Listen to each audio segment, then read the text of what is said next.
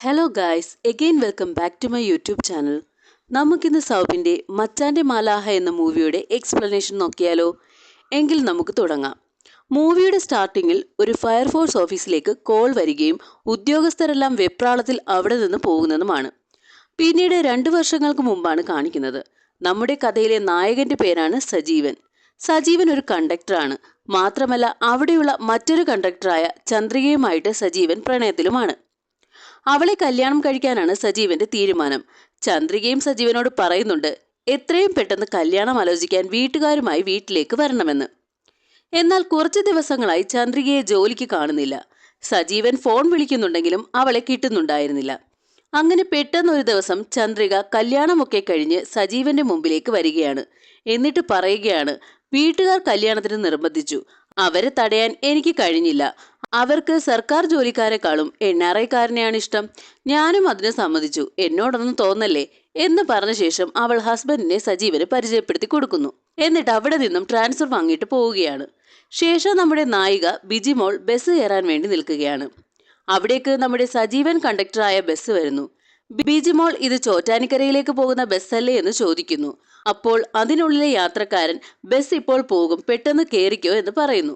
Bijimol ticket എടുക്കാനായിട്ട് സജീവനോട് ചോറ്റാനിക്കര എന്ന് പറയുമ്പോഴേക്കും സജീവൻ ഈ വണ്ടി എറണാകുളത്തേക്കാണ് പോകുന്നത്, ഇത് ചോറ്റാനിക്കരയിലേക്കല്ല, കേറുമ്പോൾ ബോർഡൊക്കെ നോക്കിയിട്ട് കയറണ്ടേ എന്ന് പറയുന്നു.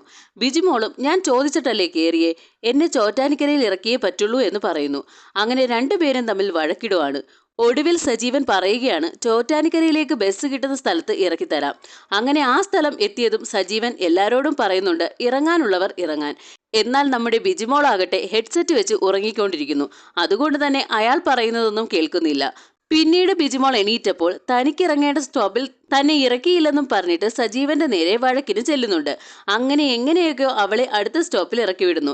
തന്നെ ഞാൻ കാണിച്ചു തരാമെന്നും പറഞ്ഞാണ് ബിജിമോൾ ബസ്സിൽ നിന്നും ഇറങ്ങിപ്പോകുന്നത്. അതിനുശേഷം സജീവൻ തിരിച്ച് സ്റ്റാൻഡിലേക്ക് വരികയാണ്. അവിടെ സ്റ്റേഷൻ മാസ്റ്ററുടെ കൂടെ ബിജിമോൾ ഇരിപ്പുണ്ട്. എന്താണെന്ന് വെച്ചാൽ ഈ ബിജിമോൾ സജീവനെതിരെ കംപ്ലൈന്റ് കൊടുത്തിരിക്കുകയാണ്. എന്നാൽ സജീവൻ താനൊരു തെറ്റും ചെയ്തിട്ടില്ല എന്ന് പറയുകയാണ്. അതിനയാളും ഈ കുട്ടി ഒരു നല്ല കാര്യത്തിന് വേണ്ടി വൃദ്ധ ദമ്പതികൾക്ക് മരുന്നെത്തിക്കാൻ വേണ്ടിയിട്ടാണ് ചോറ്റാനിക്കരയിലേക്ക് പോകാൻ ഇറങ്ങിയത്. എന്നാൽ ഇങ്ങനെയുള്ള ഈ സംഭവങ്ങൾ നടന്നതുകൊണ്ട് തന്നെ അവർക്ക് അങ്ങോട്ടേക്ക് പോകാൻ സാധിച്ചില്ല. എന്തായാലും ഇതിനു പകരമായി ഇവരെ ഒരു ടാക്സി പിടിച്ച് അവിടെ കൊണ്ടാക്കണം. വേറെ നിവൃത്തിയില്ലാതെ സജീവൻ അതിന് സമ്മതിക്കേണ്ടി വരുന്നു. അങ്ങനെ ഒരു ടാക്സിയിൽ സജീവൻ ബിജിമോളുമായി അവിടെ എത്തുകയാണ്. അവിടെ ചെന്ന് ആ വൃദ്ധ ദമ്പതികൾക്ക് മരുന്ന് കൊടുത്തിട്ട് അതിന്റെ ഡെലിവറി ചാർജായി 500 രൂപയും വാങ്ങുന്നുണ്ട്. ഇത് കണ്ട സജീവൻ, ഓ ഞാൻ ഓർത്ത് സോഷ്യൽ സർവീസ് ആയിരിക്കുമെന്ന്, ഇത് എന്തൊരു പിടിച്ചു പറയാണി എന്ന് പറയുമ്പോൾ അതിന് ബിജിമോളും, അതെ ഇവരുടെ മക്കൾ കാശുണ്ടാക്കാൻ വേണ്ടിയിട്ട് പുറം രാജ്യത്ത് കിടന്ന് ജോലി ചെയ്ത് കാശ് അയച്ചു കൊടുക്കുന്നു. അവർക്കുള്ള മരുന്ന് ഞാൻ ഇവിടെ എത്തിച്ചു കൊടുക്കുമ്പോൾ ക്യാഷ് അവർ തരുന്നു. ഇതെങ്ങനെയാണ് പിടിച്ചു പറയാകുന്നത്? പൈസ ഇല്ലാത്തവരോടൊന്നുമല്ലല്ലോ, പൈസ ഉള്ളവരോടല്ലേ വാങ്ങുന്നത്. ഇനി പിടിച്ചു പറയാണെന്ന് പറഞ്ഞാലും എനിക്കൊരു കുഴപ്പവുമില്ല എന്നും പറഞ്ഞ് തിരിച്ച് വണ്ടിയിലേക്ക് കയറുകയാണ്. സജീവൻ എന്തായാലും ബിജിമോൾ ഒരു വഴക്കാളിയാണെന്ന് മനസ്സിലാവുന്നു. ശേഷം സജീവൻ പെണ്ണ് കാണുന്നതിന് വേണ്ടി ഒരു വീട്ടിലേക്ക് പോവുകയാണ്. ബിജിമോൾ ആണെങ്കിൽ ആ വീട്ടിലേക്ക് കുറച്ച് മരുന്ന് കൊണ്ട് കൊടുക്കുന്നുണ്ട്. അതായത് ഈ ബിജിമോളുടെ തൊട്ടപ്പുറത്തുള്ള വീട്ടിലാണ് സജീവൻ പെണ്ണ് കാണാൻ വന്നിരിക്കുന്നത്. അങ്ങനെ പെണ്ണൊക്കെ കണ്ടിട്ട് തിരിച്ചിറങ്ങുമ്പോൾ അപ്പുറത്ത് ബിജിമോളെ കാണുന്നു. അപ്പോൾ തന്നെ സജീവന്റെ മനസ്സിൽ എന്തായാലും ഈ ആലോചന നടക്കാൻ പോകുന്നില്ല, ഇവൾ അത് എങ്ങനെയെങ്കിലും ശേഷം സജീവന്റെ പെങ്ങളുടെ വീടാണ് കാണിക്കുന്നത്. അമ്മയും അച്ഛനും ഇല്ലാത്തത് കൊണ്ട് തന്നെ സജീവൻ പെങ്ങളുടെയും അളിയന്റെയും കൂടെ അളിയന്റെ വീട്ടിലാണ് താമസിക്കുന്നത്. അളിയനാകട്ടെ സജീവൻ ഒരു അനിയനെ പോലെ തന്നെയാണ്. സജീവൻ ആ സമയം ഒരു മെമ്മോ വരികയാണ്. ബിജിമോൾ കംപ്ലൈന്റ് കൊടുത്തതിന്റെ പേരിലാണ് ഈ ഒരു മെമ്മോ വന്നിരിക്കുന്നത്. മാത്രമല്ല ഇവൻ പെണ്ണ് കണ്ട ആ വീട്ടുകാരും ഈ കല്യാണത്തിന് താല്പര്യമില്ല എന്ന് പറഞ്ഞിരിക്കുന്നു. എല്ലാം കൊണ്ടും കഷ്ടകാലമാണല്ലോ എന്ന് പറഞ്ഞ് അവൻ നേരെ ഓഫീസിലേക്ക് പോയി. അങ്ങനെ അവിടെ എത്തിക്കഴിയുമ്പോൾ അവർ പറയുന്നുണ്ട്, ഇനി പ്രശ്നങ്ങളിലൊന്നും പോയി പെടരുത്, നമ്മളൊക്കെ യാത്രക്കാരുടെ സേവകരാണെന്നും അതുകൊണ്ട് അവരോടൊക്കെ നന്നായിട്ട് നിൽക്കാനും പറയുന്നുണ്ട്. എന്തായാലും മെമ്മോയ്ക്ക് ഒരു റിപ്ലൈ കൊടുത്തേക്കെന്നും താൻ ഇനി ആ റൂട്ടിൽ ഓടണ്ട എന്നും പറയുകയാണ്. എന്നാൽ ബസ്സിൽ വെച്ച് പിന്നെയും ബിജിമോളിനെ സജീവൻ കണ്ടുമുട്ടുന്നു. താനെന്താ വീണ്ടും ജോലിക്ക് കയറിയോ? താൻ റൂട്ട് മാറി ഓടിയാൽ ഞാൻ അറിയില്ലെന്ന് വിചാരിച്ചോ എന്നൊക്കെ അവനോട് ചോദിക്കുന്നുണ്ട്. അതിന് സജീവനും, ഞാൻ ഇത് വളരെ കഷ്ടപ്പെട്ട് പഠിച്ചു നേടിയ ജോലിയാണ്, അതുകൊണ്ട് തന്നെ പേടിച്ചോടാനൊന്നും എനിക്ക് കഴിയില്ല എന്ന് പറയുകയാണ്. അങ്ങനെ സ്റ്റോപ്പ് എത്തി ബിജിമോൾ ഇറങ്ങുകയാണ്. ബസ്സിൽ വെച്ച് സജീവന് നല്ല രീതിയിൽ തലവേദന വരികയാണ്. എന്നാൽ മെഡിക്കൽ സ്റ്റോറിൽ മരുന്ന് വാങ്ങാൻ ചെന്നപ്പോഴോ ദേ നിൽക്കുന്നു ബിജിമോൾ. നമ്മുടെ ബിജിമോളാണ് ആ മെഡിക്കൽ സ്റ്റോറിലെ മരുന്നൊക്കെ എടുത്തു കൊടുക്കുന്നത്. സജീവൻ അവിടെ ഗുളിക ചോദിക്കുന്നുണ്ടെങ്കിലും ഇവർ സജീവനെ മൈൻഡ് ചെയ്യാതെ ബാക്കിയുള്ള ആൾക്കാർക്കെല്ലാം എല്ലാം എടുത്തു കൊടുക്കുകയാണ്. അങ്ങനെ അവൻ ബസ്സിലേക്ക് തന്നെ തിരിച്ചു പോവുകയാണ്. ശരിക്കും തലവേദന വന്ന് തല പൊട്ടി തകർന്നിരിക്കുന്ന ആ സമയത്താണ് ഒരു ലേഡി അവന് ഗുളിക കൊണ്ട് കൊടുത്തിട്ട് പറയുന്നു ആ മെഡിക്കൽ സ്റ്റോറിലെ പെൺകുട്ടി തന്നതാണെന്ന്. ബിജിമോൾക്ക് തന്നോട് സ്നേഹമുണ്ട്, തന്റെ അവസ്ഥ മനസ്സിലാക്കി ഇങ്ങനെ ഗുളിക കൊടുത്ത് വിട്ടിരിക്കുന്നല്ലോ.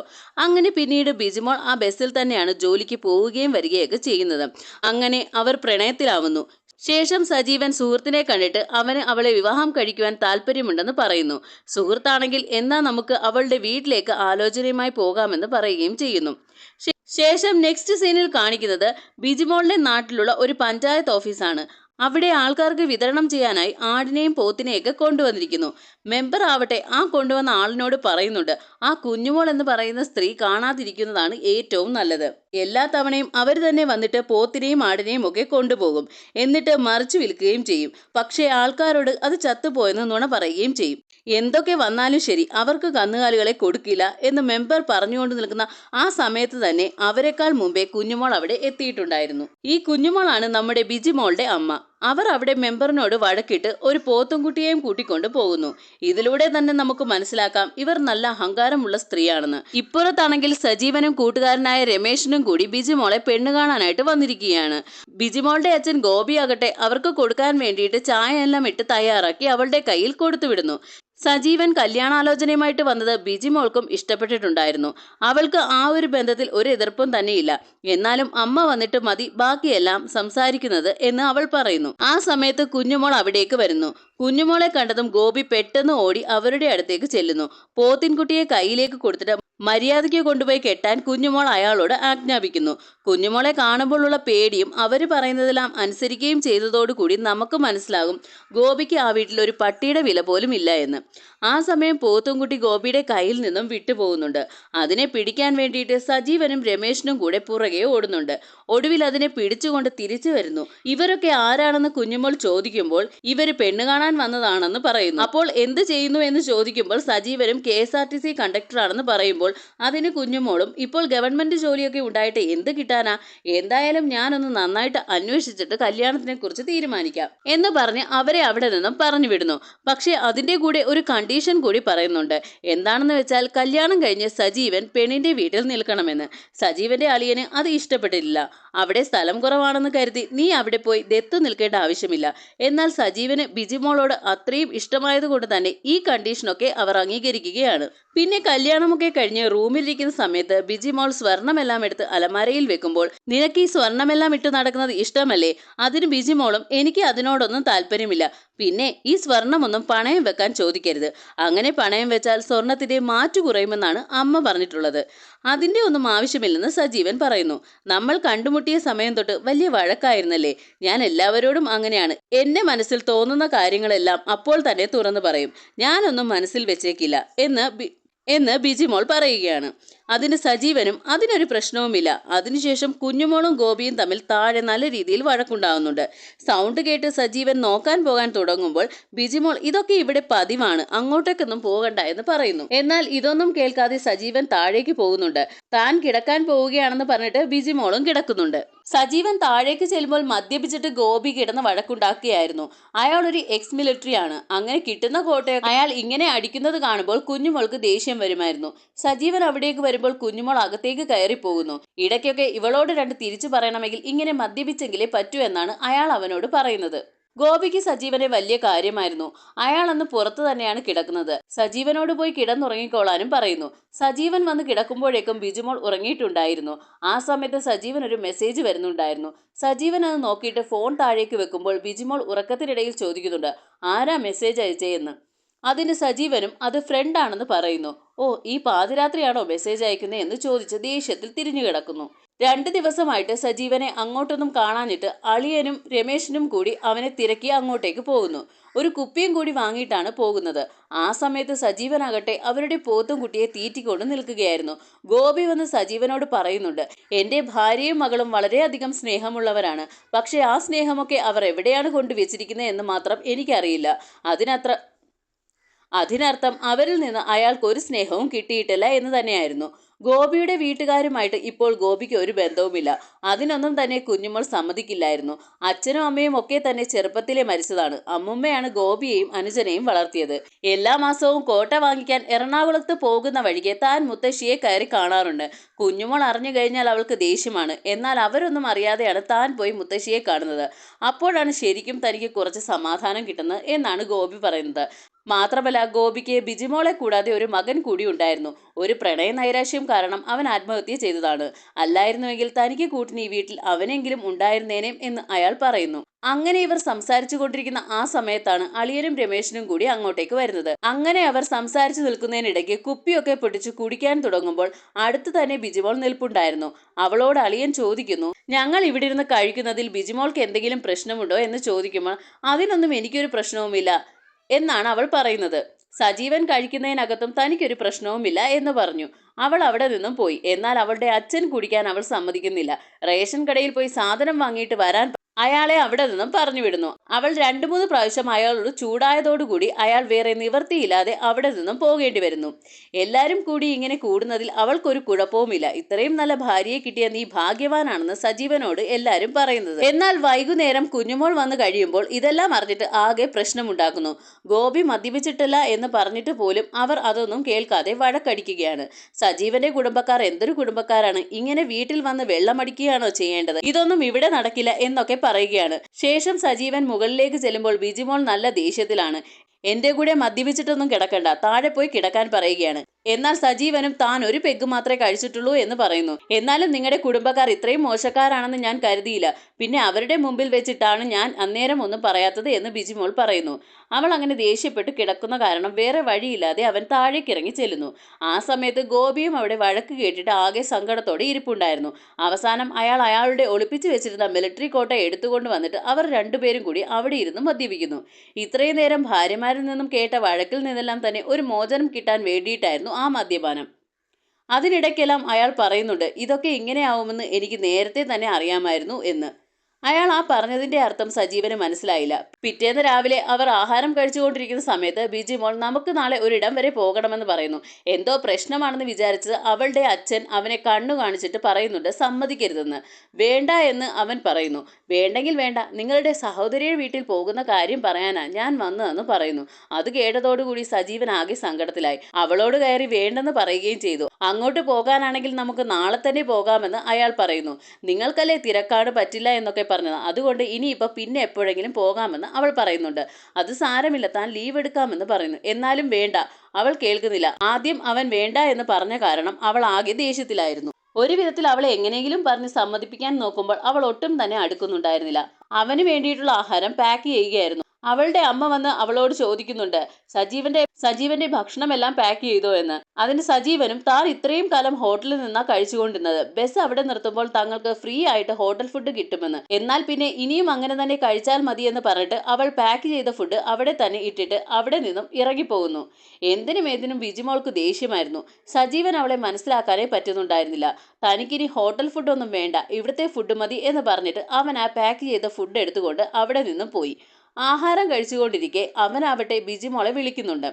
ആഹാരത്തിന് എന്തെങ്കിലും കുഴപ്പമുണ്ടെങ്കിൽ കഴിക്കേണ്ട എന്ന് അവൾ പറയുന്നു. ഒരു കുഴപ്പവുമില്ല, എനിക്ക് ഇഷ്ടപ്പെട്ടു എന്നാണ് അവൻ പറയുന്നത്. ഫോൺ വെക്കുന്നതിന് മുമ്പ് അവൾ പറയുന്നുണ്ട്, നമുക്ക് ഞായറാഴ്ച തന്നെ നിങ്ങളുടെ പെങ്ങളുടെ വീട്ടിലേക്ക് പോകാമെന്ന്. മാത്രമല്ല 2 ദിവസം അവിടെ നിന്നിട്ട് കൂടി വരാമെന്നും അവൾ പറയുന്നു. അത് കേട്ടപ്പോൾ സജീവന് ശരിക്കും സന്തോഷമായി. അങ്ങനെ പിറ്റേ ഞായറാഴ്ച അവർ കുട്ടികൾക്ക് സാധനമൊക്കെ വാങ്ങിയിട്ട് സജീവന്റെ വീട്ടിലേക്ക് പോകുന്നുണ്ട്. സജീവൻ വന്നതിൽ അവിടെ എല്ലാവർക്കും ഒരുപാട് സന്തോഷമായിരുന്നു. കുട്ടികൾ സജീവന്റെ അടുത്തു നിന്നും മാറില്ലായിരുന്നു. സാധനം വാങ്ങിക്കാൻ അളിയൻ പുറത്തേക്ക് ഇറങ്ങാൻ നേരം കുപ്പിയൊന്നും വാങ്ങണ്ട എന്ന് സജീവൻ അളിയനോട് പറയുന്നുണ്ട്. എന്താ നിങ്ങൾ രഹസ്യമായിട്ട് സംസാരിക്കുന്നതെന്ന് ബിജിമോൾ സജീവനോട് ചോദിക്കുന്നു. കുപ്പിയൊന്നും വാങ്ങണ്ട എന്ന് ഞാൻ അളിയനോട് പറയുന്നതാണെന്ന് പറഞ്ഞപ്പോൾ ബിജിമോൾക്ക് ദേഷ്യം വരുന്നുണ്ട്. അളിയനോട് നിങ്ങൾ അങ്ങനെ പറഞ്ഞു കഴിഞ്ഞാൽ ഇവരെല്ലാവരും വിചാരിക്കില്ലേ ഞാൻ നിങ്ങളെ മനഃപൂർവ്വം കുടിക്കാൻ സമ്മതിക്കാത്തതാണെന്ന്. മാത്രമല്ല അന്ന് വീട്ടിലിരുന്ന് കുടിച്ചതിന്റെ പേരിൽ ഞാൻ നിങ്ങളോട് വഴക്കിട്ടു എന്ന് ദാസേട്ടൻ വിചാരിക്കുകയും ചെയ്യും. അങ്ങനെ അവരുടെയൊക്കെ മുന്നിൽ എന്നെ കുറ്റക്കാരിയാക്കാൻ വേണ്ടിയിട്ടല്ലേ നിങ്ങൾ ഇപ്പോൾ മദ്യം വാങ്ങിക്കേണ്ട എന്ന് പറഞ്ഞത് എന്നവൾ ചോദിക്കുന്നു. വാങ്ങിയാലും കുറ്റം, വാങ്ങിയില്ലെങ്കിലും കുറ്റം. ഇതെന്താ ഇങ്ങനെയെന്ന് സജീവൻ എത്ര ആലോചിച്ചിട്ടും മനസ്സിലാവുന്നില്ല. സജീവൻ കുട്ടികളുടെ കൂടെ കളിച്ചുകൊണ്ടിരിക്കാൻ നേരത്ത് ബിജിമോളെയും വിളിക്കുന്നുണ്ട്. വേണ്ട, ഞാൻ ഇവിടെ നിന്നോളാം എന്ന് ബിജിമോൾ പറയുന്നു. സജീവന്റെ പെങ്ങൾ അവളെ കൊണ്ട് കിച്ചണിൽ ഒരു ജോലിയും ചെയ്യില്ലായിരുന്നു. എല്ലാത്തിനും സജീവനാണ് പെങ്ങളെ സഹായിച്ചു കൊണ്ടിരിക്കുന്നത്. അവൾക്കൊരു ബുദ്ധിമുട്ടും തോന്നണ്ട എന്ന് എല്ലാവരും കരുതി. എന്നാൽ സജീവൻ പെങ്ങളോടും പെങ്ങളുടെ മക്കളോടും അളിയനോടും എല്ലാം തന്നെ ഇത്ര സ്നേഹത്തോടെ സംസാരിക്കുകയും അവരെല്ലാവരുമായി ഒരുമിച്ചിരുന്ന് കഴിക്കുകയും ഒക്കെ ചെയ്യുന്നത് ബിജിമോൾക്ക് ഇഷ്ടപ്പെടുന്നുണ്ടായിരുന്നില്ല. സജീവനെ ഒറ്റയ്ക്ക് കിട്ടുന്നില്ല എന്ന് പറഞ്ഞിട്ട് അവൾ സജീവനോട് പരാതി പറയാൻ തുടങ്ങി. തനിക്കിവിടെ ശ്വാസം മുട്ടുന്നു എന്നും ഇപ്പോൾ തന്നെ ഇവിടെ നിന്ന് പോകണമെന്നും പറയുന്നു. എന്തായാലും നമ്മൾ നാളെ രാവിലെ പോകില്ലേ, ഇപ്പോൾ എന്തിനാ പോകുന്നേ എന്ന് അവൻ ചോദിക്കുന്നുണ്ട്. അതൊന്നും എനിക്കറിയണ്ട, എനിക്ക് ഇപ്പോൾ തന്നെ പോകണമെന്ന് പറഞ്ഞിട്ട് അവൾ ബഹളം ഉണ്ടാക്കാൻ തുടങ്ങി.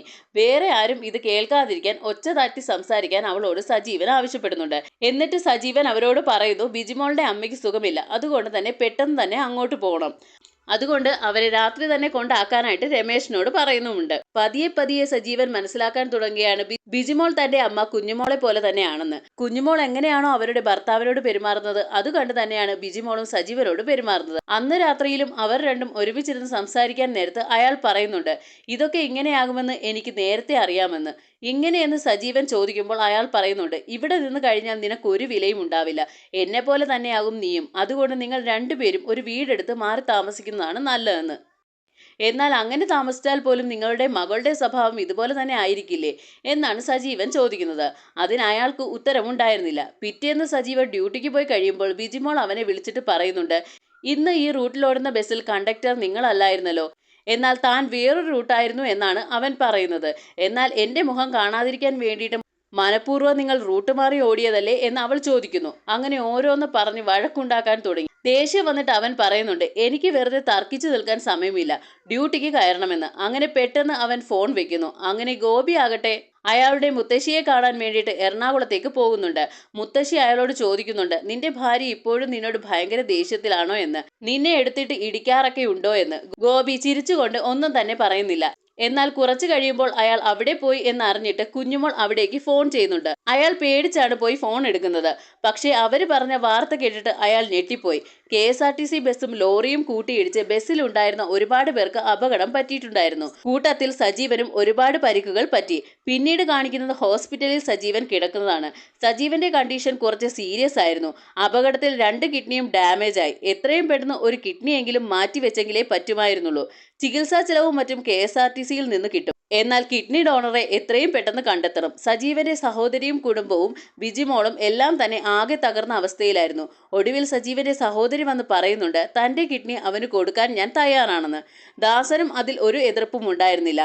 എന്നാൽ അപ്പോഴേക്കും തന്റെ കിഡ്നി കൊടുക്കാൻ താൻ തയ്യാറാണെന്ന് പറഞ്ഞിട്ട് ഓൾറെഡി തന്നെ ബിജിമോൾ ഡോക്ടറെ കണ്ടിരുന്നു. അവളുടെ കിഡ്നി അയാൾക്ക് മാച്ചായിരുന്നു. അവളുടെ ആ ഒരു തീരുമാനത്തെ എതിർത്തത് കുഞ്ഞുമോൾ മാത്രമാണ്. എൻ്റെ മകനും മരിച്ചുപോയി, ഇനി നിന്നെയും കൂടി കൊലയ്ക്ക് കൊടുക്കാൻ എനിക്ക് പറ്റില്ല എന്നും അവനൊന്നും വേണ്ടിയിട്ട് നീ നിന്റെ കിഡ്നി കൊടുക്കണ്ട എന്നും പറഞ്ഞിട്ട് കുഞ്ഞുമോൾ ബഹളം ഉണ്ടാക്കാൻ തുടങ്ങി. താൻ ജീവിച്ചിരിക്കുമ്പോൾ അതിന് സമ്മതിക്കില്ല എന്നും നിങ്ങളെങ്കിലും അവളെ പറഞ്ഞു മനസ്സിലാക്കാൻ ഗോപിയോടും അവൾ പറയുന്നു. എന്നാൽ അയാൾ അവളോട് പറയുന്നത്, സജീവൻ നിന്റെ ഭർത്താവാണെന്നും അവൻ നിന്റെ പാതിയാണെന്നും അതുകൊണ്ട് അവനെ രക്ഷിക്കേണ്ട ചുമതല നിന്റേതാണെന്നും. അതും കൂടി കേട്ടതോടെ അവൾക്ക് കുറച്ച് ധൈര്യം വരികയും അവൾ കിഡ്നി കൊടുക്കാമെന്ന് ഉറച്ചു തീരുമാനിക്കുകയും ചെയ്യുന്നു. അങ്ങനെ കുഞ്ഞുമോളുടെ സമ്മതമില്ലാതെ തന്നെ സജീവന് അവൾ കിഡ്നി കൊടുത്തു. 2 പേരുടെയും സർജറി കഴിഞ്ഞു. 2 ആഴ്ച കഴിഞ്ഞപ്പോഴേക്കും ബിജിമോൾ ഡിസ്ചാർജ് ആയി. അതിനു മുമ്പ് തന്നെ അവൾ വന്ന് സജീവനെ കാണുന്നുണ്ട്. അവൾ തനിക്ക് കിഡ്നി തന്നു തോർത്തിട്ട് അവൻ സന്തോഷിക്കുകയായിരുന്നു. അവൾ തന്നെ ഒരുപാട് സ്നേഹിക്കുന്നുണ്ടെന്ന് സജീവന് തോന്നാൻ തുടങ്ങി. എന്നാൽ അവൾ അയാളെ ഭീഷണിപ്പെടുത്തുന്ന സ്വരത്തിലാണ് സംസാരിച്ചു കൊണ്ടിരിക്കുന്നത്. സജീവേട്ടൻ ഡിസ്ചാർജ് ആയി കഴിഞ്ഞാൽ സജീവേട്ടനെ ദാസേട്ടൻ കൊണ്ടുപോയി കൊള്ളാമെന്നാണ് പറഞ്ഞത്. പക്ഷേ ഞാൻ അവരോട് പറഞ്ഞിട്ടുണ്ട്, അതൊന്നും വേണ്ട എന്നും ഞാൻ തന്നെ സജീവേട്ടനെ നോക്കിക്കൊള്ളാമെന്നും. നമുക്ക് നമ്മുടെ വീട്ടിലേക്ക് തന്നെ പോയാൽ മതി. എന്നിട്ട് അവൾ ഒരു കാര്യം കൂടി പറയുന്നു, സ്നേഹിച്ചു തുടങ്ങിയ അന്നു മുതൽ സജീവേട്ടൻ എൻ്റെ ജീവന്റെ പാതിയാ. ആ പാതിയാണ് ഞാനിപ്പോൾ സജീവേട്ടന് തന്നിരിക്കുന്നത്. അത് നല്ലതുപോലെ നോക്കിയേക്കണം, അത് കാത്തു സൂക്ഷിക്കേണ്ടത് നിങ്ങളുടെ കടമ തന്നെയാണ്. എന്നാൽ ഞാൻ പോട്ടെ എന്ന് പറഞ്ഞിട്ട് അവൾ വല്ലാതെ ഒന്ന് ചിരിച്ചുകൊണ്ട് അവിടെ നിന്നും പോയി. അവൾ ഇങ്ങനെയൊക്കെ ഭീഷണി സ്വരത്തിൽ സംസാരിക്കുന്നത് സജീവനിൽ ശരിക്കും ഞെട്ടലുണ്ടാക്കി. പിന്നീട് ഇവർ രണ്ടും ഡിസ്ചാർജ് ആയിട്ട് ബിജിയുടെ വീട്ടിലേക്ക് തന്നെയാണ് വരുന്നത്. ബിജിയുടെ അമ്മയാകട്ടെ ബിജിയെ നോക്കുന്നുണ്ട്. എന്നാൽ സജീവനെ മൈൻഡ് പോലും ചെയ്യുന്നുണ്ടായിരുന്നില്ല. അവൾ ആഹാരമൊക്കെ ആദ്യം സജീവേട്ടന് കൊടുക്കാൻ വേണ്ടിയിട്ട് പറയുന്നുണ്ട്. അവന് ഞാൻ പിന്നെ കൊടുത്തോളാം എന്നാണ് കുഞ്ഞുമോൾ ബിജിമോൾ അവളോട് പറയുന്നത്. സജീവന്റെ കാര്യങ്ങളൊക്കെ നോക്കുന്നത് ഗോപിയായിരുന്നു. ബിജിമോൾക്ക് ഭേദമായി കഴിഞ്ഞപ്പോൾ പിന്നീട് അവളായിരുന്നു അങ്ങോട്ടുള്ള കാര്യങ്ങളെല്ലാം നോക്കുന്നത്. എന്നാൽ അവളുടെ അമ്മയ്ക്ക് ഇതൊന്നും തന്നെ തീരെ ഇഷ്ടമുണ്ടായിരുന്നില്ല. അങ്ങനെ ഒരു ആക്സിഡന്റ് പറ്റിയത് കാരണം അവൻ ഉടനെ എങ്ങും ജോലിക്ക് പോകാൻ പറ്റില്ല. അതിന്റെ പേരിൽ അവരവനെ ഇടയ്ക്കിടയ്ക്ക് കുത്തി പറയാറുണ്ട്. അയൽവക്കത്തുള്ള ആൾക്കാരൊക്കെ വന്നിട്ട് ഇവളോട് പറയുന്നുണ്ട്, ഒരു കിഡ്നി കൊടുത്തത് കാരണം നിങ്ങൾക്കിനി കൊച്ചുണ്ടാകില്ലല്ലേ എന്ന്. മാത്രമല്ല അവൻ ഇനി തിരിച്ച് കണ്ടക്ടർ ജോലിക്ക് കയറാൻ പറ്റില്ലല്ലോ, ഏതെങ്കിലും ചെറിയ ജോലിക്കല്ലേ കയറാൻ പറ്റൂ എന്നൊക്കെ അവർ പറയുന്നു. ഇതൊക്കെ കേട്ട് ബിജിമോൾക്ക് ദേഷ്യം വരുന്നുണ്ട്. അവൾ വായി തോന്നിയതെല്ലാം അവരെ വിളിച്ചു പറയുന്നുണ്ട്. എന്നാൽ കുഞ്ഞുമോൾ അവര് പറഞ്ഞ കാര്യങ്ങൾ തന്നെയാണ് ബിജിമോളോട് പറയുന്നത്. അവൻ ഇനി നല്ല ജോലിയൊന്നും കിട്ടാൻ പോകുന്നില്ല. കണ്ടക്ടറായിട്ട് എന്തായാലും അവനെ തിരിച്ചെടുക്കില്ല എന്നുറപ്പാണ്. വേറെന്തെങ്കിലും ചെറിയ ജോലി കിട്ടിയാലായി, അതിനുറപ്പൊന്നുമില്ല എന്നാണ് അവർ പറയുന്നത്. ഇതെല്ലാം സജീവൻ കേൾക്കുന്നുണ്ടായിരുന്നു. ഇവരുടെ എല്ലാം കുത്തുവാക്കുകൾ അവനെ ഒരുപാട് വേദനിപ്പിച്ചു. എന്നാൽ ബിജിമോൾ ആ സ്ത്രീയോട് പറയുന്നുണ്ട്, ഇങ്ങനെയുള്ള വിശേഷങ്ങൾ അന്വേഷിക്കാൻ നിങ്ങൾ ഈ പരിസരത്തേക്ക് മേലാ വന്നു പോകരുത്. ശരിക്കും ആ സ്ത്രീയുടെ മകളെ തന്നെയായിരുന്നു ആദ്യം നമ്മുടെ സജീവൻ പെണ്ണ് കാണാൻ വന്നത്. അവരുടെ വിചാരം ആ കല്യാണാലോചന ഞാൻ മുടക്കിയിട്ട് നിങ്ങളെ ഞാൻ അടിച്ചെടുത്തു എന്നാണ്. എന്നാൽ അതിൽ തനിക്ക് ഒരു പങ്കുമില്ല എന്ന് ബിജിമോൾ അവനോട് പറയുന്നുണ്ട്. അന്ന് നിങ്ങൾ പെണ്ണ് കാണാൻ വന്ന പെൺകുട്ടി ആ ദിവസം തന്നെ ഓട്ടോറിക്ഷക്കാരന്റെ കൂടെ ഒളിച്ചോടുകയും ചെയ്തു. ആ ആലോചന ഉറപ്പിക്കാത്തത് തന്നെയായിരുന്നു നല്ലത്. നിനക്കതിൽ ഒരു പങ്കുമില്ല എന്ന് എനിക്കറിയാമെന്ന് അവൻ അവളോട് പറയുന്നു. മാത്രമല്ല അടുത്ത തവണ ചെക്കപ്പിന് ദാസേട്ടൻ വരുന്ന സമയത്ത് എന്നെ അവരുടെ കൂടെ വിട്ടേക്കാൻ അവൻ പറയുന്നുണ്ട്. എന്നാൽ അവൾ അതിന് സമ്മതിക്കുന്നില്ല. കാരണം നിങ്ങൾ ഇതിന്റെ ഇടയ്ക്ക് അങ്ങോട്ട് പോയി കഴിഞ്ഞാൽ നാട്ടുകാർ പറയും ഞാൻ നിങ്ങളെ നോക്കാൻ വയ്യാത്ത കാരണം അങ്ങോട്ടേക്ക് വിട്ടതാണെന്ന്. ഇനി അതും കൂടെ കേൾക്കാൻ എനിക്ക് വയ്യ, ഇവിടെ തന്നെ നിന്നാൽ മതി എന്ന് അവൾ പറയുന്നു. സജീവൻ എന്ത് ചെയ്യണമെന്ന് അറിയാൻ വയ്യാത്ത ഒരവസ്ഥയിലായിരുന്നു. ഇവിടെ നിന്ന് കഴിഞ്ഞാൽ നിരന്തരമായിട്ട് കുഞ്ഞുമോളുടെ കുത്തുവാക്കുകൾ കേൾക്കണം. അങ്ങോട്ടേക്ക് ഇവളൊട്ട് പോകാനും സമ്മതിക്കുന്നില്ല. നിങ്ങൾക്ക് വേണ്ടി ഇത്രയൊക്കെ ചെയ്തിട്ടും അവസാനം അമ്മ പോലും എൻ്റെ ശത്രുവായി എന്നാണ് അവൾ പറയുന്നത്. ഇത്രയൊക്കെ നിങ്ങൾക്ക് വേണ്ടി ചെയ്തിട്ടും ഒരു നന്ദിയും നിങ്ങൾക്കില്ലല്ലോ എന്ന് അവൾ ഇടയ്ക്കിടയ്ക്ക് പറയുന്നുണ്ട്. ഇങ്ങനെ എല്ലാ സൈഡിൽ നിന്നും സജീവന് ടോർച്ചർ തന്നെയായിരുന്നു. അതിനിടയ്ക്ക് അയാൾക്കൊരു മെസ്സേജ് വരുന്നുണ്ട്. ആരാ മെസ്സേജ് അയച്ചതെന്ന് അവൾ ചോദിക്കുന്നു. തൻ്റെ കൂടെ പണ്ട് ജോലി ചെയ്ത ചന്ദ്രികയാണെന്ന് അയാൾ പറയുന്നു. ഇവർക്കൊക്കെ മെസ്സേജ് അയപ്പ് മാത്രമേ ഉള്ളൂ, വിളിക്കാറില്ലേ എന്നാണ് അവൾ ചോദിക്കുന്നത്. എന്തായാലും വെറുതെ കിടക്കുകയല്ലേ, രണ്ടുപേരും കൂടെ ചാറ്റ് ചെയ്തുകൊണ്ടിരിക്കാൻ അവൾ പറയുന്നു. എപ്പോഴും അവനെ ഹേർട്ട് ചെയ്യുന്ന രീതിയിലാണ് അവൾ സംസാരിച്ചു കൊണ്ടിരിക്കുന്നത്. എന്നാൽ സജീവനാകട്ടെ ചന്ദ്രികയോട് അധികം സംസാരിക്കാനൊന്നും നിൽക്കുന്നില്ല. കുറച്ചു ദിവസം കഴിയുമ്പോൾ ബിജുമോൾ ആകട്ടെ ജോലിക്ക് പോയി തുടങ്ങി. ആ സമയത്ത് കുഞ്ഞുമോൾ ആകട്ടെ സജീവനോട് പറയുന്നുണ്ട്, നിന്റെ സഹോദരി എന്തോ നക്കാപ്പിച്ച തന്നിട്ട് പോയി. കഷ്ടപ്പെടുന്ന മുഴുവൻ എൻ്റെ മകളും ഞാനുമാണ്. 3 നേരം ഇവിടെ നിന്ന് വെട്ടി വിഴുങ്ങുന്നുണ്ടല്ലോ, ആ നേരത്ത് പോയി ഇൻഷുറൻസിന്റെ കാര്യങ്ങളൊക്കെ നിനക്ക് നോക്കിക്കൂടെ എന്ന് സജീവൻ എന്ത് പറയണമെന്ന് അറിയില്ലായിരുന്നു. ആ സമയത്ത് ഗോപി പറയുന്നുണ്ട്, ഇൻഷുറൻസിന്റെ കാര്യമൊക്കെ അവൻ സമയാസമയം നോക്കുന്നുണ്ട്. നീ ആവശ്യമില്ലാതെ അവനോട് ഇങ്ങനെയൊന്നും സംസാരിക്കാൻ നിൽക്കണ്ട എന്ന് അയാൾ പറയുന്നത് ഒന്നും തന്നെ കുഞ്ഞുമോൾ കേൾക്കുന്നുണ്ടായിരുന്നില്ല. അവൻ ജോലിക്ക് തിരിച്ചു കയറാത്തിടത്തോളം കാലം അവനെ ഇങ്ങനെ ഇവർ നിരന്തരം ശല്യപ്പെടുത്തിക്കൊണ്ടേയിരിക്കും. അങ്ങനെയിരിക്കെ സഹോദരിയുടെ മകളുടെ ബർത്ത്ഡേക്ക് വേണ്ടിയിട്ട് ബിജിമോളും സജീവനും അവരുടെ വീട്ടിലേക്ക് പോയി. കുട്ടികളുമായി ഡാൻസ് കളിക്കുന്നു. എല്ലാം തന്നെ അവൻ വീഡിയോ ആക്കുന്നുണ്ടായിരുന്നു. എന്നിട്ട് അത് കാണാൻ വേണ്ടിയിട്ട് മൊബൈൽ കുട്ടികളുടെ കയ്യിൽ കൊടുത്തിട്ട് പോയി. വീഡിയോ ഒക്കെ കണ്ടു കഴിയുമ്പോൾ കുട്ടികളാകട്ടെ മൊബൈൽ കൊണ്ടുവന്ന് ബിജിമോളുടെ കയ്യിൽ കൊടുത്തു. ആ സമയത്ത് രമേശനും ദാസനും എല്ലാം മദ്യപിക്കുകയായിരുന്നു. എന്നാൽ സർജറിക്ക് ശേഷം ഇതുവരെയും സജീവൻ മദ്യപിച്ചിട്ടുണ്ടായിരുന്നില്ല. അവരുടെ കൂടെ വെറുതെ സംസാരിച്ചുകൊണ്ട് നിൽക്കുകയായിരുന്നു. ബിജിമോൾ ഇതെല്ലാം ശ്രദ്ധിക്കുന്നുണ്ട്. ആ സമയത്താണ് സജീവന്റെ ഫോണിൽ വന്ന ഒരു മെസ്സേജ് അവൾ കാണുന്നത്. അത് ചന്ദ്രികയുടേതായിരുന്നു. ആ വോയിസ് ക്ലിപ്പ് കേട്ടതും അവൾക്ക് ദേഷ്യം വരുന്നു. സജീവന് സുഖമാണോ എന്നും അവളുടെ ഹസ്ബൻഡ് ഗൾഫിലാണെന്നും അയാൾക്കിപ്പോൾ സംസാരിക്കാൻ ഒരുപാട് പേരുണ്ടെന്നും എന്നെ മൈൻഡ് പോലും ചെയ്യുന്നില്ല എന്നും അവർ അതിൽ പറയുന്നുണ്ട്. മാത്രമല്ല അന്ന് ഞാൻ നിങ്ങളെ കല്യാണം കഴിച്ചാൽ മതിയായിരുന്നു എന്നും അങ്ങനെയായിരുന്നെങ്കിൽ നമുക്കിപ്പോൾ സുഖമായിട്ട് ജീവിക്കാമായിരുന്നു എന്നും അവർ അതിൽ പറയുന്നുണ്ട്. ഇതെല്ലാം കേട്ട് ദേഷ്യം വന്ന ബിജിമോളാകട്ടെ അത് ചോദിക്കാൻ വേണ്ടിയിട്ട് അവൻ്റെ അടുത്തേക്ക് വരികയായിരുന്നു. എന്നാൽ അവൾ കാണുന്നത് സജീവന്റെ കയ്യിൽ മദ്യം നിറച്ച ഗ്ലാസ് ഇരിക്കുന്നതാണ്. അയാൾ കുടിക്കുന്നുണ്ടായിരുന്നില്ല. മറ്റുള്ളവരുടെ കയ്യിലിരുന്ന ഗ്ലാസ് അയാളുടെ കയ്യിലോട്ട് കൊടുത്തതായിരുന്നു. എന്നാൽ അയാൾ മദ്യപിക്കുകയാണെന്ന് തെറ്റിദ്ധരിച്ചിട്ട് അവൾ അവിടെ വഴക്കുണ്ടാക്കാൻ തുടങ്ങി. ആരാ അയാളുടെ കയ്യിൽ ഗ്ലാസ് കൊടുത്തതെന്ന് ചോദിച്ചപ്പോൾ രമേശൻ പറയുന്നുണ്ട് താനാണെന്ന്. ദേഷ്യം വന്ന ബിജിമോൾ ആകട്ടെ അയാളുടെ മുഖത്തടിക്കുന്നു. ഇത് കണ്ട് എല്ലാവരും ഞെട്ടിത്തെറിച്ചു. അയാളെ അടിക്കുന്നത് കണ്ടുകൊണ്ട് അയാളുടെ ഭാര്യ വന്നിട്ട് ബിജിമോളുമായിട്ട് വഴക്കുണ്ടാക്കുന്നു. ബിജിമോൾ ആകട്ടെ സജീവന്റെ അളിയനോട് പോലും മോശമായിട്ട് സംസാരിക്കുന്നുണ്ട്. ദേഷ്യം വന്ന സജീവനാകട്ടെ അവളുടെ മുഖത്തടിക്കുന്നുണ്ട്. അതോടുകൂടി അവൾ ദേഷ്യപ്പെട്ട് അവിടെ നിന്ന് സാധനങ്ങളെല്ലാം എടുത്ത് വീട്ടിലേക്ക് പോയി. എല്ലാ കാര്യങ്ങളും കുഞ്ഞുമോളോട് പറയുന്നുണ്ട്. കുറെ കാലമായിട്ട് താൻ സഹിക്കുന്നത് എന്താണെന്ന് തന്റെ വീട്ടുകാരോട് സജീവനും പറയുന്നുണ്ട്. എല്ലാ കാര്യങ്ങളും പറഞ്ഞ് കുഞ്ഞുമോളാകട്ടെ ബിജിമോളെയും കൂട്ടിക്കൊണ്ട് പോലീസ് സ്റ്റേഷനിൽ കംപ്ലൈന്റ് ചെയ്യുന്നുണ്ട്. ബിജിമോളെ അടിച്ചത് മുതൽ അവൾക്ക് ഇനി അവന്റെ കൂടെ താമസിക്കാൻ താല്പര്യമില്ല എന്നും അവൾ കൊടുത്ത കിഡ്നി അവനിൽ നിന്നും തിരിച്ചു വേണമെന്നും ഒക്കെയായിരുന്നു ആ ഒരു പരാതിയിൽ എഴുതിയിട്ടുണ്ടായിരുന്നത്. എന്നാൽ അതൊന്നും നടക്കുന്ന കാര്യമല്ല എന്ന് പോലീസുകാരൻ പറയുന്നുണ്ട്. ഈ ഒരു കേസിന് ഒരു പ്രസക്തിയും കോടതിയിൽ ഉണ്ടാകില്ല. അങ്ങനെ കൊടുത്ത കിഡ്നിയൊന്നും തിരിച്ചു വാങ്ങാൻ പറ്റത്തുമില്ല. എന്നാൽ എന്തൊക്കെ വന്നാലും തങ്ങൾ ഈ കേസുമായിട്ട് മുന്നോട്ട് പോകുമെന്ന് തന്നെയാണ് കുഞ്ഞുമോൾ പറയുന്നത്. സജീവനെ വിളിപ്പിച്ച് സംസാരിക്കുമ്പോൾ അവരോട് പറയുന്നുണ്ട്, അപ്പോഴുള്ള സ്നേഹത്തിന്റെ പേരിലാണ് ഇവർ എനിക്ക് കിഡ്നി തന്നത് എന്നല്ലേ പറയുന്നത്. ഇപ്പോൾ ആ സ്നേഹം എവിടെയെന്ന് അവൻ ചോദിക്കുന്നു. ഒരു ചെറിയ കുടുംബ പ്രശ്നത്തിനെയാണ് ഇവരിപ്പോൾ ഇത്രയും വലിയ പ്രശ്നമാക്കി ഇവിടെ കൊണ്ടെത്തിച്ചത്. ഇവര് പറയുന്ന പോലെ നിനക്ക് കിഡ്നി തിരിച്ചു കൊടുക്കാൻ പറ്റുമോ? അതെങ്ങനെ പറ്റുമെന്ന് അവൻ തിരിച്ചു ചോദിക്കുന്നുണ്ട്. മദ്യപിച്ച് നശിപ്പിക്കാൻ വേണ്ടിയിട്ടല്ല എന്റെ മകൾ കിഡ്നി കൊടുത്തതെന്ന് കുഞ്ഞുമോൾ പറയുന്നു. എന്നാൽ താൻ ഇന്നലെ ഒരു തുള്ളി മദ്യം പോലും കഴിച്ചിട്ടില്ല എന്ന് അവൻ പറയുന്നുണ്ട്. അതൊന്നും തന്നെ ആരും വിശ്വസിക്കുന്നില്ല. കോടതിയിൽ കാണാമെന്ന് പറഞ്ഞിട്ട് അവർ അവിടെ നിന്നും ഇറങ്ങിപ്പോയി. അതേ സമയത്ത് തന്നെയാണ് രമേശിന്റെ വൈഫ് രമേശിനെയും കൊണ്ട് അവിടെ കേസ് കൊടുക്കാൻ വന്നത്. കാര്യം ബിജിമോൾ അയാളെ ഇന്നലെ തല്ലിയായിരുന്നല്ലോ, അതിന്റെ പേരിലാണ് ഇവർ കേസ് കൊടുക്കാൻ വന്നത്. ആ സമയം തന്നെ SI ഇറങ്ങി പുറത്തേക്ക് പോയിക്കൊണ്ടിരുന്ന കുഞ്ഞുമോളെയും ബിജിമോളെയും തിരിച്ചു വിളിക്കുന്നു. തന്റെ ഹസ്ബൻഡ് ആർക്കും മദ്യം ഒഴിച്ചു കൊടുത്തിട്ടില്ല എന്നും തന്റെ ഹസ്ബൻഡ് ആരെയും കുടിക്കാൻ നിർബന്ധിക്കാറില്ല എന്നും രമേശിന്റെ വൈഫ് പറയുന്നുണ്ട്. മാത്രമല്ല, ഞങ്ങൾ എല്ലാവരും അവിടെ ഉണ്ടായിരുന്നു. സജീവൻ മദ്യം കഴിച്ചിട്ടുമില്ല. ഇവൾ ആവശ്യമില്ലാതെ പ്രശ്നമുണ്ടാക്കിയതാണ്. അതുകൊണ്ട് ബിജിമോൾക്കെതിരെയുള്ള കേസിൽ തങ്ങളും കോടതിയിലേക്ക് പോവുകയാണ്. രമേശിന്റെ വൈഫ് പറയുന്നു. എന്നാൽ പിന്നെ നിങ്ങൾ രണ്ടുപേരും കോടതിയിൽ വെച്ച് കണ്ടുകൊള്ളാൻ പറഞ്ഞിട്ട് SI അതിൽ നിന്നും ഒഴിവായി. കുഞ്ഞുമോൾ ബിജിമോളെയും കൊണ്ട് നേരെ പോകുന്നത് ഒരു വക്കീലിന്റെ അടുത്താണ്. എന്നാൽ ആ വക്കീൽ പറയുന്നുണ്ട്, ഈ കേസൊന്നും കോടതിയിൽ നിലനിൽക്കില്ല എന്ന്. അങ്ങനെ കൊടുത്ത കിഡ്നിയൊന്നും തിരിച്ചു വാങ്ങാൻ പറ്റില്ല എന്ന്. അതുകൊണ്ട് തന്നെ എനിക്ക് ഈ കേസ് ഏറ്റെടുക്കാൻ പറ്റില്ല എന്ന് പറയുന്നു. എന്നാൽ അയാളുടെ ജൂനിയർ ആയിട്ട് നിന്നിരുന്ന റെജി എന്ന വക്കീലാകട്ടെ ഇതെല്ലാം ശ്രദ്ധിക്കുന്നുണ്ടായിരുന്നു. ഈ കേസ് ഏറ്റെടുക്കാൻ താൻ തയ്യാറാണെന്ന് പറഞ്ഞിട്ട് റെജി വന്ന് കുഞ്ഞുമോളെയും ബിജിമോളെയും കാണുന്നുണ്ട്. അമേരിക്കയിൽ ഇതുപോലൊരു സംഭവം ഉണ്ടായി കഴിഞ്ഞപ്പോൾ കിഡ്നി മാറ്റിവെച്ചതിന് തിരിച്ചു കൊടുക്കുന്നതിന് പകരം അതിനൊരു വില ഈടാക്കി അത്രയും രൂപ കോമ്പൻസേഷൻ ആയിട്ട് തിരിച്ചു വാങ്ങിയത്. അതുപോലെ നിങ്ങളുടെ കേസിലും നമുക്ക് അയാളുടെ കയ്യിൽ നിന്നും കാശ് വാങ്ങാമെന്ന് വക്കീൽ പറയുന്നുണ്ട്. അത് കുഞ്ഞുമോൾക്ക് സമ്മതമായിരുന്നു. തന്റെ മകൾ ഇനി അവന്റെ കൂടെ ജീവിക്കേണ്ട, ഡിവോഴ്സും വാങ്ങണം, കിഡ്നി പോയതിന് കോമ്പൻസേഷനും വാങ്ങണം. ബിജിമോൾക്ക് എന്ത് ചെയ്യണമെന്ന് അറിയാത്ത ഒരവസ്ഥയിലായിരുന്നു. ഈ വക്കീലും ഇടുക്കനാണെന്ന് നമുക്ക് ഈ കേസ് അവന് തന്നെ കൊടുക്കാമെന്നും കുഞ്ഞുമോൾ പറയുന്നുണ്ട്. ബിജിമോൾ ഒന്നും തന്നെ പറയുന്നില്ല. എല്ലാ കാര്യങ്ങളും കുഞ്ഞുമോളായിരുന്നു തീരുമാനിക്കുന്നത്.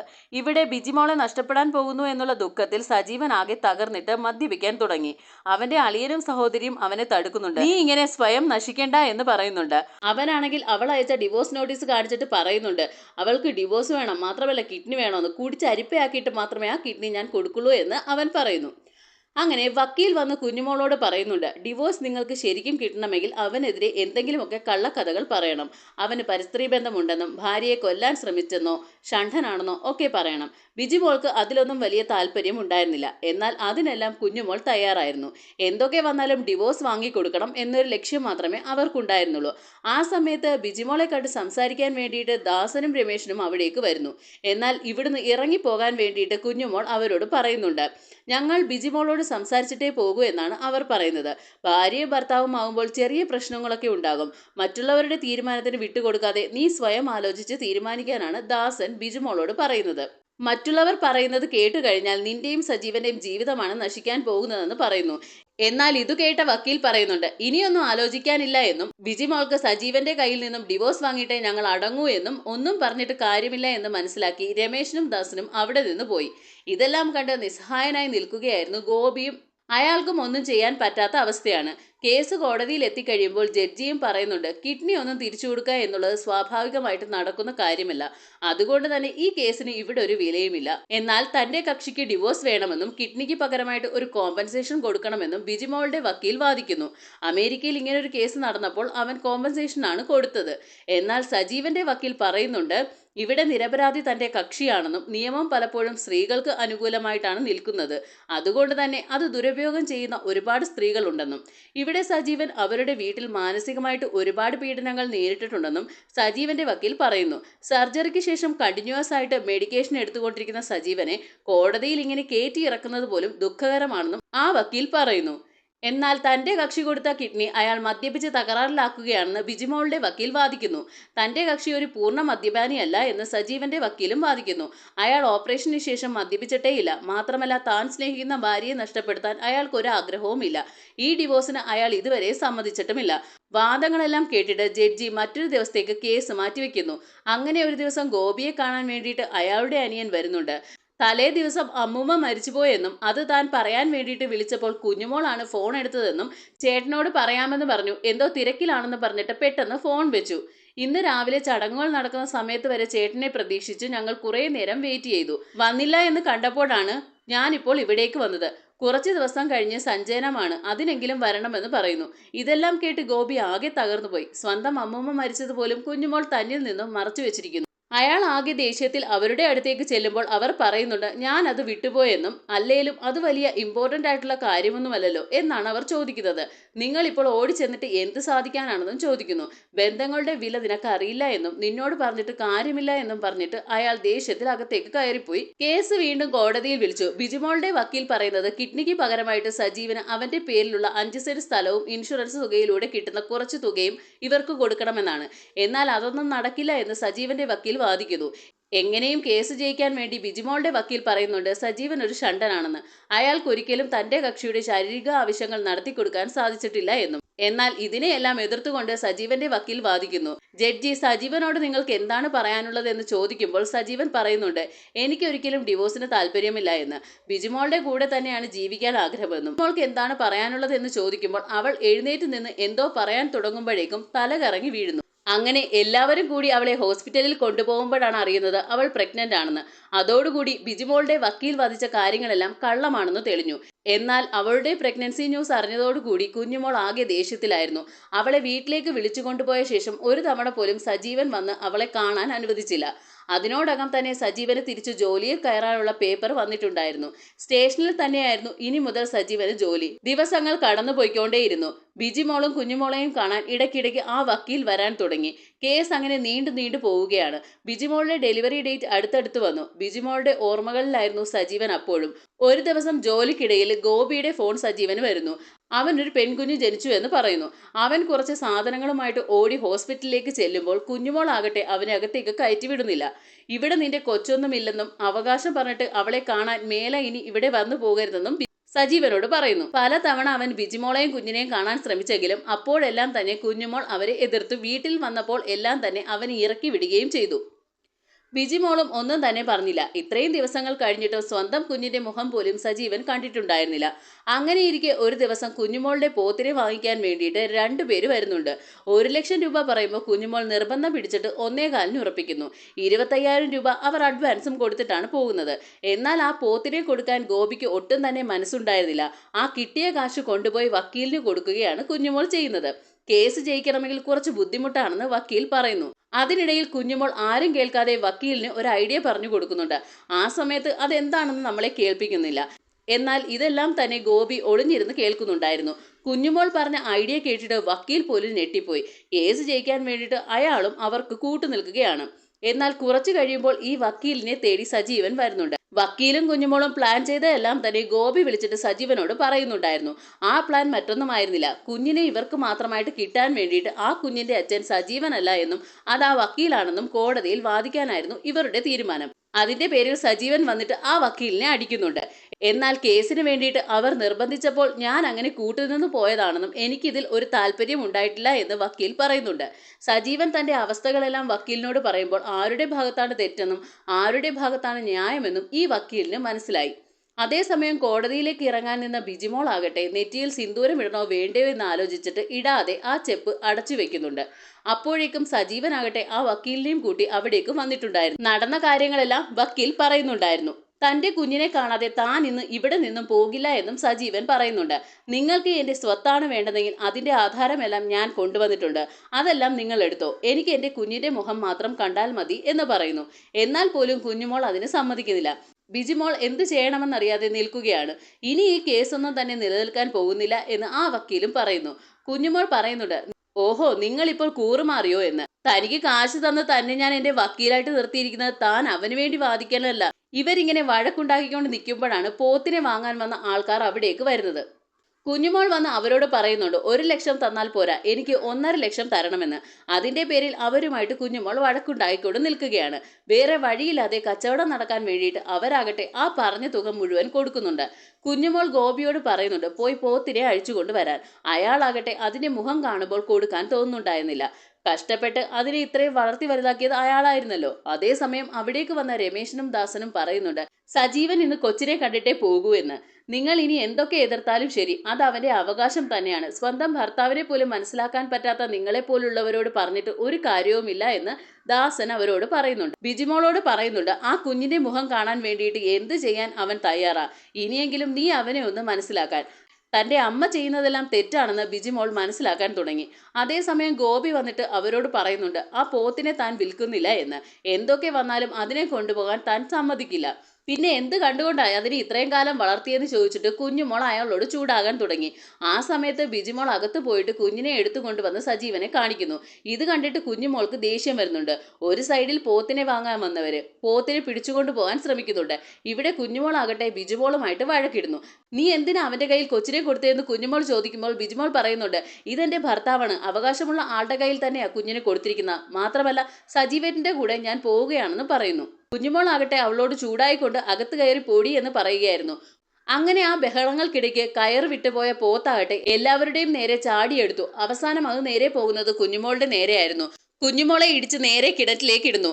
അത് കണ്ട് നിലവിളിച്ചുകൊണ്ട് ഓടി ചെല്ലുകയാണ് ഗോപി. കൂടെ ചാടാൻ ഗോപിയും ശ്രമിച്ചെങ്കിലും എല്ലാവരും തടഞ്ഞു. ഈ സമയത്താണ് മൂവിയുടെ സ്റ്റാർട്ടിങ്ങിൽ കാണിച്ച ആ ഒരു സീൻ കാണിക്കുന്നത്. ഫയർഫോഴ്സ് ഉദ്യോഗസ്ഥരെല്ലാം തന്നെ കുഞ്ഞുമോളെ രക്ഷിക്കാനായിരുന്നു ഇവിടേക്ക് വന്നുകൊണ്ടിരുന്നത്. പിന്നീട് കുറച്ച് വർഷങ്ങൾക്ക് ശേഷമാണ് കാണിക്കുന്നത്. ബിജിമോളും സജീവനും രാവിലെ ജോലിക്ക് പോകാൻ വേണ്ടിയിട്ട് ഇറങ്ങുകയായിരുന്നു. ആ സമയത്ത് മകൾ എവിടെ എന്ന് ചോദിക്കുന്നുണ്ട്. അവളെ അവിടെ എങ്ങും നോക്കിയിട്ട് കാണുന്നുണ്ടായിരുന്നില്ല. ഗോപിയും കൊച്ചുമകളെ അന്വേഷിച്ച് നടക്കുമ്പോഴാണ് പറമ്പിൽ അയാളുടെ കൊച്ചുമകളാകട്ടെ ഒരു പയ്യനെ എടുത്തിട്ട് ഇടിക്കുന്നത് കാണുന്നത്. ഒരു വിധത്തിൽ ആ വഴക്കിൽ നിന്നും അവളെ പിടിച്ചുകൊണ്ടുവരുന്നു. രണ്ടുപേരുടെ ദേഹത്തും ചേറായിരുന്നു. അവൾ ഈ ചെറുപ്പത്തിലെ ആമ്പിളാരെ പോലെ എടുത്തിട്ട് ഇടിക്കുകയും അവരുമായിട്ട് വഴക്കുണ്ടാക്കുകയും ഒക്കെ ചെയ്യുമായിരുന്നു. ഇവൾക്കിത് ആരുടെ സ്വഭാവമാണ് കിട്ടിയതെന്ന് അവർ പരസ്പരം സംസാരിച്ചു കൊണ്ട് നിൽക്കുന്ന സമയത്ത് ആ വീടിന്റെ ഫ്രണ്ടിലായിട്ട് നമ്മുടെ കുഞ്ഞുമോളുടെ ഫോട്ടോ കാണിക്കുന്നുണ്ട്. അന്ന് ആ വീഴ്ചയിൽ തന്നെ കുഞ്ഞുമോൾ മരിച്ചിട്ടുണ്ടായിരുന്നു. ആരുടെ സ്വഭാവമാണെന്ന് ഇപ്പൊ പിടികിട്ടിയല്ലോ അല്ലേ. പിന്നീട് കാണിക്കുന്നത് നമ്മുടെ ആ വക്കീലിനെയാണ്. പുരുഷന്മാർക്ക് വേണ്ടിയുള്ള അസോസിയേഷൻ തുടങ്ങിയിട്ടുണ്ട്. അതിനു വേണ്ടിയിട്ട് ഒരിടത്തു നിന്ന് പ്രസംഗിക്കുകയാണ്. സ്ത്രീകൾ മാത്രമല്ല പുരുഷന്മാരും ഒരുപാട് പീഡനം പലയിടങ്ങളിൽ നിന്നും അനുഭവിക്കുന്നുണ്ട്. ആ പ്രസംഗം കേട്ടുകൊണ്ടാണ് സജീവനും ബിജിമോളും അതുവഴി പോകുന്നത്. അതേസമയം ആ പ്രസംഗത്തിൽ പങ്കെടുത്തുകൊണ്ടിരുന്ന മറ്റൊരാളെ അയാളുടെ വൈഫ് വന്ന് വഴക്കുണ്ടാക്കി പിടിച്ചു വലിച്ചുകൊണ്ട് പോകുന്നുമുണ്ട്. അവിടെയാണ് ഈ മൂവി അവസാനിക്കുന്നത്. സോ ഈ മൂവിയുടെ കഥ എല്ലാവർക്കും ഇഷ്ടമായെന്ന് വിചാരിക്കുന്നു. ഇഷ്ടമായെങ്കിൽ ലൈക്ക് ചെയ്യുക, ഷെയർ ചെയ്യുക, സബ്സ്ക്രൈബ് ചെയ്യുക. Thank you for watching.